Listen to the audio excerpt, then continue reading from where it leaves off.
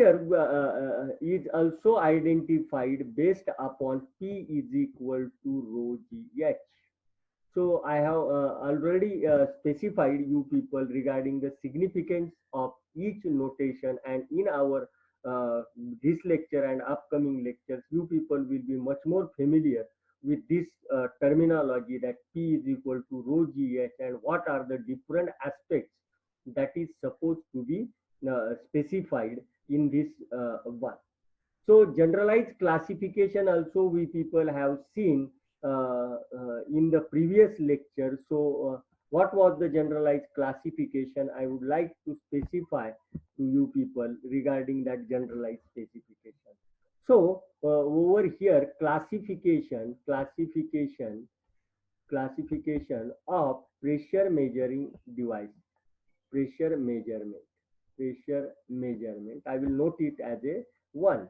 So what was the generalized classification in this one? It is classified into two parts. One is mechanical one, mechanical, and another one is electromechanical one, electromechanical one.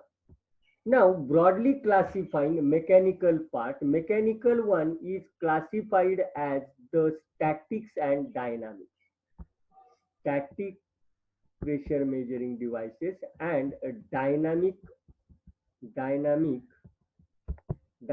pressure measuring devices. Furthermore, static, as I have already explained, what is static? It is not related with the motion. However, dynamic is related with the motion. So, broadly classifying the static type of characteristic classification, in that one commonly used is manometer. Whereas dynamic is further classified into three different parts. One is your one is the diaphragm. One is the diaphragm. Another one is the bellows, and the third one is a Bourdon tube. Third one is the Bourdon tube. Bourdon tube. I have given the broad classification which we people have studied in the previous lecture. And in electromechanical type of transducer, there are also large number of devices. So photoelectric I will specify with a small notation. Then capacitive is there, inductive is there, then photoelectric is there. So likewise, there are n numbers of pressure measuring device. I have broadly classified for your understanding that these are nothing but these are some of the components which is further again classified into high, low, moderate type of pressure measuring devices. So that is also an important concept. In what aspect I am specifying the important concept, that your classification which is based upon high pressure measuring devices, moderate pressure measuring devices, low pressure measuring devices. Now we people are well aware while considering the application whether that particular one is lying in the high pressure, whether it is lying in the moderate pressure, or whether it is lying in the low pressure. So depending on this aspect, we people are able to select.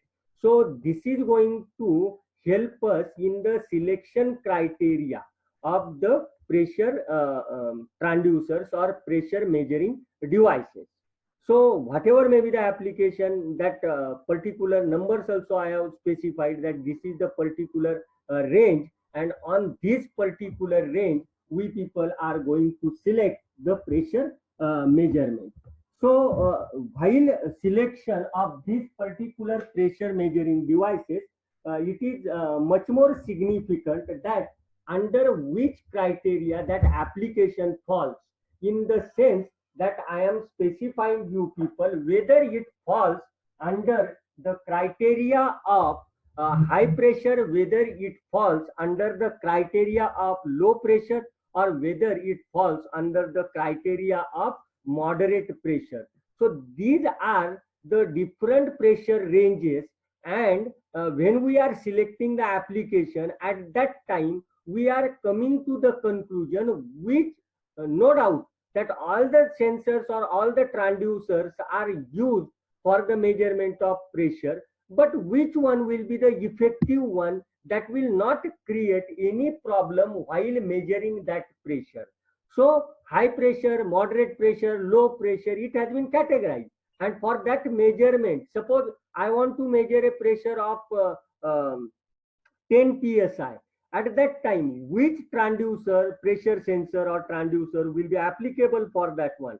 If I am utilizing the pressure sensor or transducer having the range of 100 psi, that will be not cost effective one, or the cost may be a higher one, though it is possible to select that transducer, but cost will be a higher one. My application cost or the designing of that instrument will have the more cost.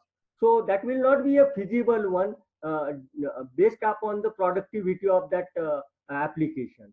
So in this regard, actually where the application is lying, in what particular range our application is lying, depending on that, we are trying to select the transducer based upon high, moderate, and low range.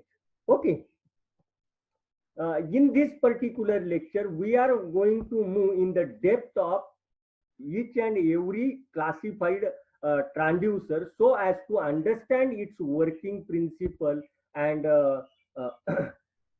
construction of that transducer one by one in upcoming lectures. In this particular lecture, we people are going to study different types of manometers and Borden tubes.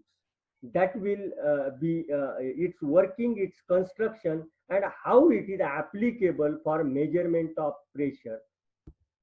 So after completion of this lecture, you people will be able to elaborate the construction, working, its application for the measurement of pressure using manometer, different types of manometer you people will be able to illustrate, elaborate, and its working, and different types of Borden tubes that have been used commonly in various applications. So pressure, as I have defined, pressure is nothing but it is divided, force that has been divided into the area, cross-sectional area that is exerted on either solid or liquid or gases or any other means. So commonly defined pressure is nothing but force per unit area measured in terms of a Pascal, that is the SI unit. That's why I have specified it as a Pascal. So this topic deals with the manometers, elastic sensors for pressure measurement. Now manometer and elastic sensor, what this signifies? Manometer you people have seen, suppose I am having one tube with me and I am inserting a water in that tube and considering it as an height. For example, I am having this particular tube, flexible tube, and the similar tube, if I have molded that particular tube, and in this tube, if I have inserted a water, it will try to settle. This height is at same level. Suppose I am using a water in this one. So this water is going to be filled over here, and this will have a same height. And we are supposed to utilize this aspect for measurement of pressure by applying the pressure at one side and the another end as a open end to the atmospheric pressure. Or rather than that, we can even use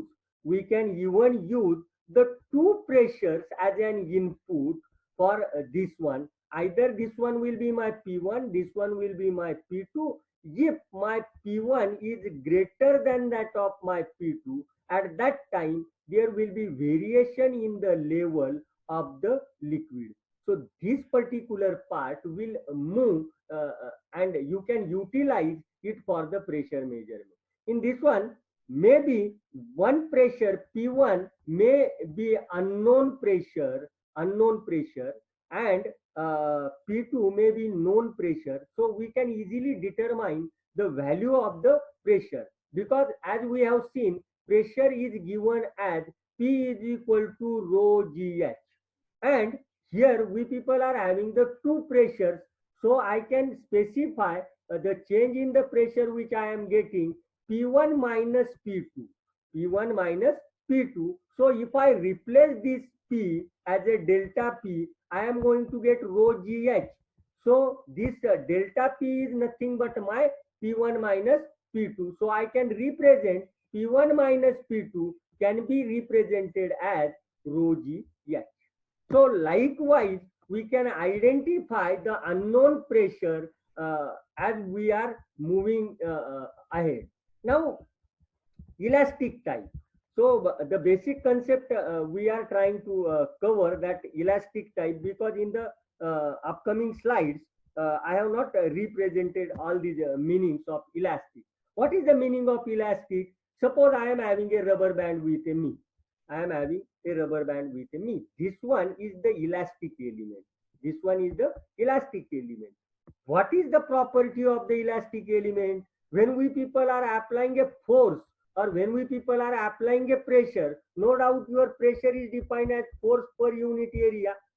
So if I am applying a pressure on this particular elastic element, this is going to be deformed, or this is going to be elongated one after applying a pressure on that particular material. So this will be elongated. So that is elastic mean. And how we people are correlating it with for a pressure measurement? So the material which is used to design that transducer, when we are applying a pressure, it is going to either compress or it is going to elongate, and that concept is introduced for the pressure measurement. In other mean, as I have specified in the classification, that this lies under the dynamic characteristics. This lies under the dynamic characteristics. However, my manometer is lying under the static characteristics, or static type of characteristics. So what are different elastic type of sensors? Are Bourdon tube, diaphragm, then your other means are also specified, that there are various types of Bourdon tube, bellows are there. So these are the components that are used under the category of dynamic type, and they are elastic in nature, which is associated with the motion